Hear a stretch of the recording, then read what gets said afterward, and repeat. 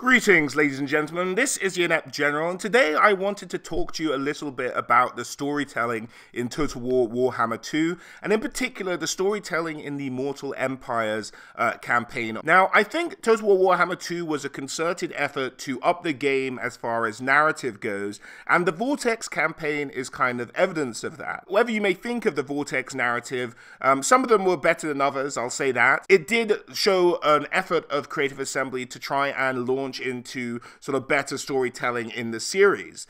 Now, as a focus for Creative Assembly, particularly since the beginning, since the first game was launched, one of the criticisms at the end of the first campaign for any of the races in the first game was that it just kind of ended. It was a bit weird. And since then, they've kind of introduced final battles with stuff like Bretonnia and the Wood Elves, and they've really kind of tried to work on their narrative storytelling. Now, it surprises me a little bit that this want-to approach of narrative storytelling, of wanting to go a bit deeper, hasn't stretched to what has to be probably the best venue for storytelling in the game, which is the Mortal Empires campaign. Now, there is some storytelling in there, but really only carried over from the storytelling that was already in campaigns that have been thrown in there if you own them. So Bretonnia still has a story, and you go on an errantry war at the end, but that's only because that was part of the DLC. There's no additional storytelling in the Mortal Empires campaign, and I think this is a real shame because Mortal Empires is where you can really live out fulfilling so many of the stories in the Warhammer world as they exist. Now, I get that historically the Total War, the series, has been about kind of creating your own stories, and to an extent that's completely true. Like, there will be a huge invasion of vampires that you have to deal with that isn't necessarily narratively focused, and that's brilliant. It's one of the best aspects of the game. But there are some stories we want to see fulfilled in the game, particularly if you kind of know what you're doing and why you're doing it. And I'm going to run through some of those examples that I think really need to be addressed in Mortal Empires. Now, I don't want to sound conceited and think we're owed something for the Mortal Empires campaign, but I think just as a sort of rewarding experience, it'd be so much more enriched if there were these personal moments with the legendary lords that you're playing as that tells a little bit about their story and who they are and what their goals are in the Warhammer world. And I think the Mortal Empires presents the perfect opportunity to do that. And with storytelling being an ongoing narrative, I just find it odd that Creative Assembly hasn't really dedicated any time to finishing off stories in the Mortal Empires campaign. And I'm going to go through a couple of examples of this, guys, and please do let me know your feedback. Now, this isn't a criticism on the way they tell their stories at Creative Assembly. They look to be constantly improving that, going from the kind of using the tools at their disposal, from the narrative at the beginning to the quest battles and battle speeches that they deliver, to this new kind of moving picture method they seem to be using more and more. That seems to have moved over from Warhammer 2 into the Bretonnia game that they'll be releasing soon. So it seems that that's an element that's here to stay, and I assume they did that because it's kind of a budget way of them being able to do things in lieu of cutscenes. And if it is saving them money, I'd like to see maybe a little bit more of it in Mortal Empires, just to finish off some storylines that players might be looking to fulfill. Now, on that kind of topic, let's go over some of the things I think should be represented in the Mortal Empires campaign as a means of just, getting people more invested in the story of certain characters. Now, obviously, not every character in Total War Warhammer has a great rival that they face off against, has a great hatred or anything like that. Some of them have the potential to, of characters that might be introduced later on, and it'd be great to see extra things added to them when that happens. But at the moment, there are some without. So we're just going to focus on, I think, the stories that are the most significant in the Warhammer world, that I think should be at this point within Mortal Empires, given some kind of narrative basis in the game. So whether that be a quest battle, whether that be a mission to do something around the story, just stuff like that I think could really add a great dimension to the Mortal Empires campaign, particularly, as I may have said already, as it is the aspect that has the most involved fans in the Warhammer series, because these are people who have bought 2 games just to play in this campaign mode. So I think rewarding them could only bring back better sort of dividends and encourage future sort of DLC purchases and things like that. So I think there is a financial motive to insert some of these stories into the game as well. So let's kick things off. The first one, and probably the most obvious one, is the relationship between Belegar, Skarsnik, and Queek, legendary lords from the Dwarves, the Greenskins, and the Skaven. Now, these guys in the lore, if you don't know, do check out my Queek Legendary Lord lore video popping up in the top right-hand corner now, or you'll find a link in the description below to get his full story. But Queek, Skarsnik, and Belegar are all fighting about Karak 8 Peaks. Now, in the lore, they all live on different levels of the city at the moment, and they're all, well, before the end times, and they're all kind of fighting for control of the city. Now, what they chose to do in the Belegar and Skarsnik DLC was to kind of have the players campaign to sort of raise an army and then race to Karak 8 Peaks to retake it.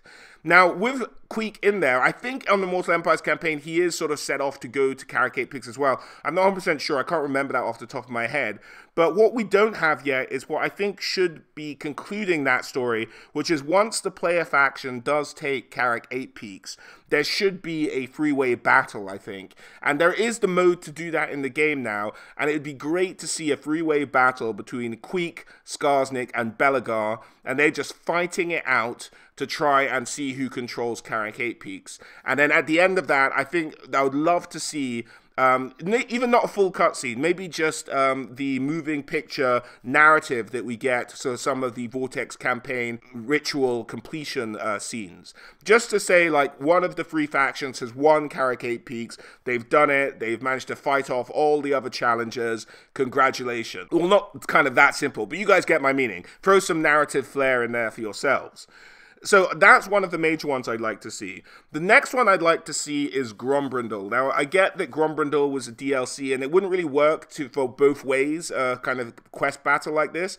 But if Grombrindal makes it to Naggaroth, or if Naggaroth gets destroyed, I'd love to see a Naggaroth battle between Grombrindal and Malekith as a quest battle, as something that should happen after the Dark Elves, or after Malekith's faction in particular gets destroyed, either by Grombrindal himself or by somebody else. Let a mission pop up that Grombrindal has to physically make it across to Naggaroth, can't teleport for this one, and then he can fight Malekith. And then I think that would be a great battle, because for those of you who don't know, again, check out my Grombrindal lore video in the top right-hand corner, or down in the description below. But Grombrindal used to be a high king of the dwarves known as Snorri Whitebeard, or at least is suspected of being. It's not 100%, but suspected of being. And Malekith and Snorri were great friends when Malekith wasn't a bloody lunatic. And then Malekith, sort of on Snorri's deathbed, promised that the friendship between the elves and the dwarves would last forever, and he'd do anything in his power to make sure that happens. However, when Malekith went off the deep end, went a bit nutty, he decided to weaken the high elves by starting a war with the dwarves that led to really the crippling of both empires, who have never really recovered since. Now, this has said to have prompted Snorri Whitebeard to return from the dead in the guise of the White Dwarf, and so he's out to settle the ultimate grudge that was so rage-inducing that it resurrected a man.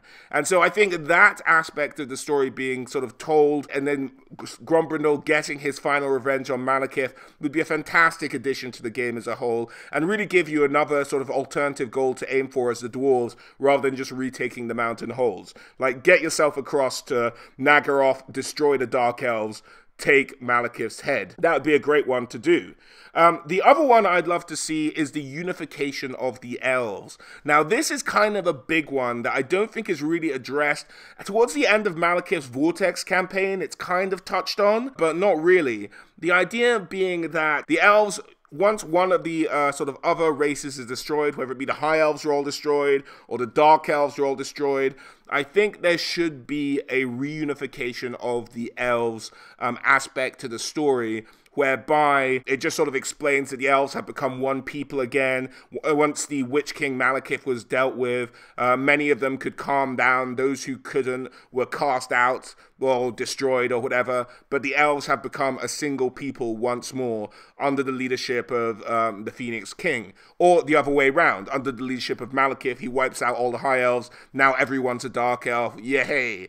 So one of those two versions of events, I think, should play out in even one of those moving picture scenes, because I think that's a big deal in the Warhammer world. If you manage to wipe out as one of those factions the other, it'd be great to see some kind of resolution, some kind of campaign resolution to that. The next one I'm going to talk about is one that's been around for a while and is kind of addressed in the mini campaign, but I still would like to see addressed in Mortal Empires as well. And I may be wrong on this one. This was why I'm a bit iffy about this, because I can't remember, because it's been such a long time since I played a Beastman campaign. But it is Kazarak One-Eye against Boris Todbringer.